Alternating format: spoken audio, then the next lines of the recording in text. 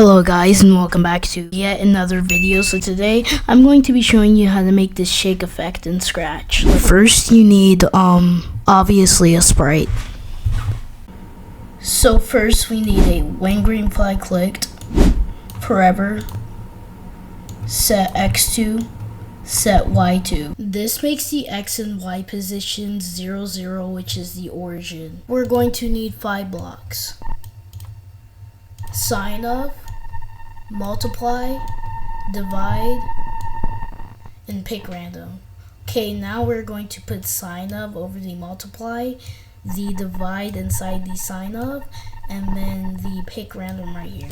We're going to set pick random to -10 or the desired amount, depending on how much you want your shake effect to be, divided by 15 times 50.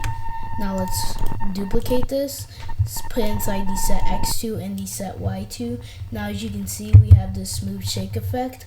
I hope you liked the video. Be sure to like and subscribe.